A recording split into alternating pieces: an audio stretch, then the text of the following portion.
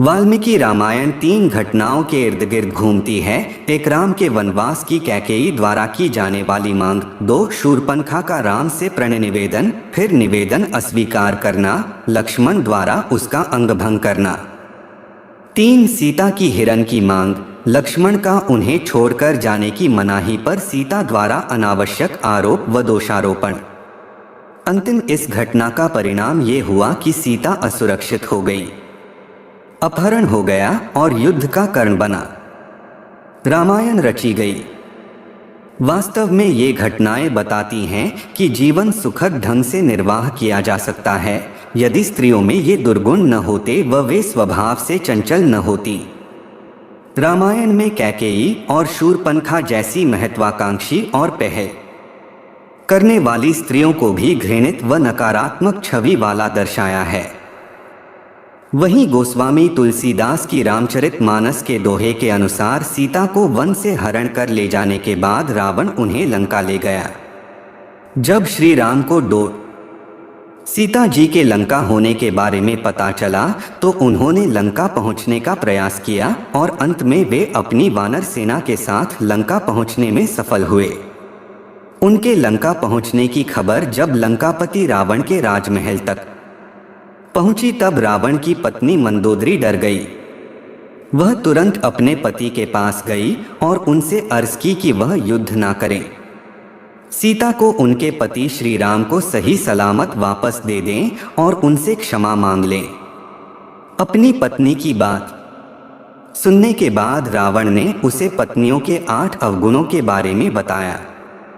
नारी स्वभाव सत्य सब कहीं, अवगुण 8 सदा उर रही, साहस अनृत चपलता माया, भय अविवेक असौच अदाया साहस। रावण ने कहा था कि महिलाएं साहसी तो होती हैं लेकिन अक्सर अपने बल का प्रयोग वो गलत जगह करती हैं। रामचरितमानस में वर्णित दोहे के अनुसार पत्नियों में जो पहला अवगुण पाया जाता है वह है बहुत ज्यादा साहस होना। साहस होना अच्छी बात है, लेकिन रावण के अनुसार स्त्रियां अपने साहस का अमूमन गलत जगह इस्तेमाल कर लेती हैं।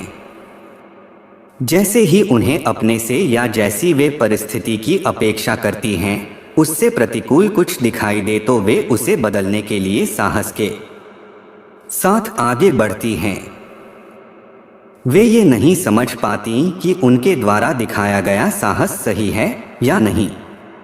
झूठ स्त्रियां अक्सर झूठ बोलती हैं क्योंकि वो कोमल हृदय वाली होती हैं जो कि अक्सर अपनों की बातें छुपाने के लिए झूठ बोल देती हैं और बुराई का कारण बनती हैं।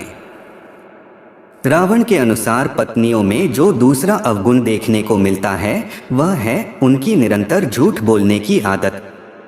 ऐसा नहीं है कि वे पल पल झूठ बोलती हैं, लेकिन वे बातों को छिपाने के लिए अक्सर झूठ का सहारा ले लेती हैं, यह सत्य है। पूर्ण रामायण काल में मंदोदरी ने भी रावण से कई झूठ बोले। कई बार उसने रावण से बातें छिपाई। इतना ही नहीं, युद्ध के दौरान मंदोदरी ने दुश्मन का साथ भी दिया। रावण के अनुसार पत्नियां अक्सर झूठ बोलकर खुद भी फंसती हैं और अपने पति को भी दुविधा में डालती हैं। लेकिन सच एक ना एक दिन सामने आ ही जाता है, फिर उन्हें इस बात का पछतावा होता है। अस्थिर और चंचल महिलाएं अस्थिर विचारधारा और चंचल चित्त वाली होती हैं, इसलिए उनके मन को समझ पाना बहुत मुश्किल होता है। रावण के अनुसार पत्नियों में पुरुषों की तुलना में अधिक चंचलता होती है। उनका मन कभी भी लंबे समय के लिए एक बात पर रुकता नहीं है। कुछ ही समय में वे अपनी ही कही बात पर मन बदल लेती हैं, जिस कारण से परिस्थितियां अस्थिर हो जाती हैं और काबू में नहीं आती। स्वार्थी और मायावी महिलाएं स्वार्थी और जिद्दी होती हैं और अपनी जिद को पूरा करने के लिए वो कहानियां गढ़ने और मोहमाई मायावी खेल भी खेल जाती हैं। रावण ने पत्नियों के जिस चौथे अवगुण की बात की थी वह है उनके माया रचने का अवगुण। उसके अनुसार यह स्त्रियों की एक कला है। वे जानती हैं कि किस समय क्या करना है ताकि परिस्थिति उनके अनुकूल हो। रावण के अनुसार स्त्रियां अपने खुद के स्वार्थों को पूरा करने के लिए कई प्रकार की माया रचती हैं। दुनिया उनकी इस माया से बेखबर होती है। अपना काम सिद्ध कराने के लिए महिलाएं क्या क्या करती हैं, इसकी भी चर्चा की है लंकापति रावण ने। रावण की राय में अपनी बात मनवाने के लिए स्त्रियां रूठती है, रुष्ट होने का नाटक करती हैं, कई बार प्रलोभन देती हैं और साथ ही जब जरूरत पड़े तो कार्य सिद्ध कराने के लिए सामने वाले व्यक्ति को हर तरीके से मनाती भी हैं, लेकिन अंत में अपना काम करवा लेती हैं, घबरा जाती हैं। यद्यपि महिलाएं साहसी होती हैं, लेकिन विकट परिस्थितियां आते ही वो बहुत जल्दी हथियार डाल देती हैं। रावण ने पत्नियों के जिस 5वें अवगुण की बात की है वह है उनका डरपोक होना। स्त्रियां बहुत जल्दी घबरा जाती हैं। परिस्थिति में यदि वे अचानक बदलाव देख लें तो डर जाती हैं कि आगे क्या होगा। मंदोदरी ने भी कुछ ऐसा ही बर्ताव किया। जब उसे मालूम हुआ कि श्री राम, जो स्वयं शिव जी के परम भक्त हैं, वे रावण से युद्ध करने के लिए लंका पहुंच गए हैं, तो उसे अपने पति की मृत्यु का भय सताने लगा और इसी डर के कारण उसने अपने पति को युद्ध न लड़ने की सलाह दी और अपना बल दिखाने से पहले ही हार मान लेने और क्षमा मांगने के लिए कहा। महिलाएं अविवेकी होती हैं। महिलाएं अविवेकी होती हैं, इसलिए अक्सर भावावेश में आकर वे गलत फैसले ले लेती हैं, जिसका एहसास उन्हें बहुत देर में होता है। इसलिए रावण ने यह कहा कि भले कि स्त्रियां कितनी ही साहसी क्यों ना हो, लेकिन उनके मन में एक भय जरूर होता है।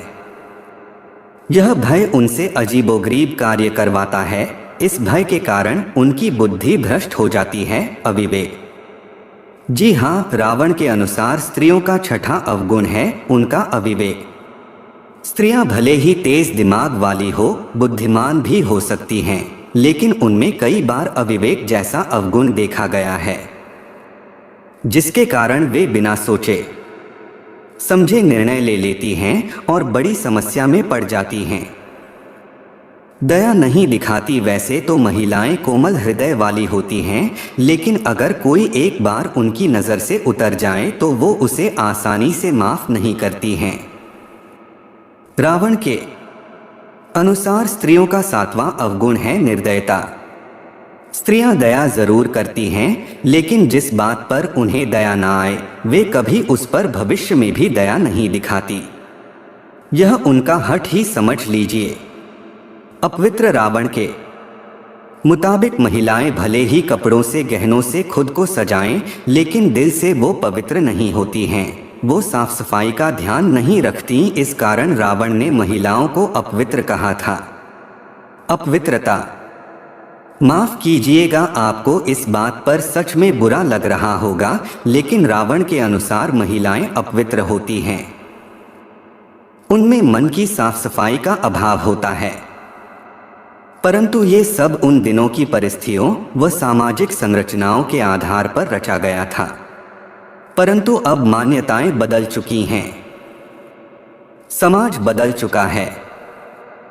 अब समय है स्पष्ट रूप से नए समाज और मान्यताओं को समय के द्वारा महिलाओं की संपूर्ण एक तस्वीर बदलने के लिए नए औजारों के निर्माण का।